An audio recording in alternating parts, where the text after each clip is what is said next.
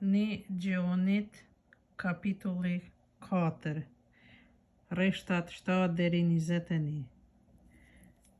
Hyi është dashuri. Të dashur, ta duam njeri tjetrin, sepse dashuria vjen nga hyi. Dhe secili që ka dashuri ka lindur prej hyjit dhe hyi e njeh. Kush nuk ka dashuri, nuk e ka njohur hyun.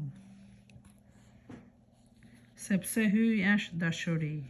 Ja si u deftua dashuria e hyjit në ne. Hyi dërgoi në botë një të vetmin birin e vet, që në ta jetojmë në sajet e tij. Dashuria përmbahet në këtë, jo se ne e kemi dashur hyun, por ai na ka dashur ne, dhe e ka dërguar birin e vet si fli pajtuese për mëkatet tona.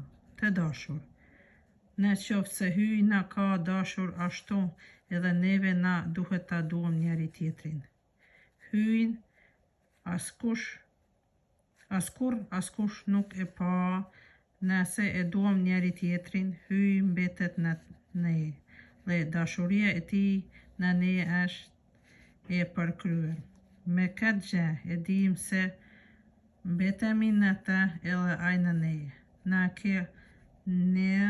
Na e ka dhuruar shpirtin e vet. Ne pam dhe dëshmojmë se Ati e dërgoi birin për shëlbues të botës. Kush dëshmon se Jezusi është biri i hyjit, hyi mbetet në të, edhe ai në hyun. Ne e njohëm dashurinë që hyi e ka kundër nesh, dhe i besuam e saj. Hyi është dashuri, dhe kush mbetet në dashuri, mbetet në hyin, dhe hyi mbetet në të. Në këtë përmbahet përkryemja e dashurisë ndaj nesh. Kemi sigurinë e plotë për ditën e gjyqit, sepse sikurse edhe ai, jemi edhe ne në këtë botë. Frikë në dashuri nuk ka, sepse dashuria e përsosur e përjashton frikën, pse frika e nënkupton dëshkimin. Pra ai që trembet nuk është i përsosur në dashuri. Ne duam, sepse ai na deshti më parë.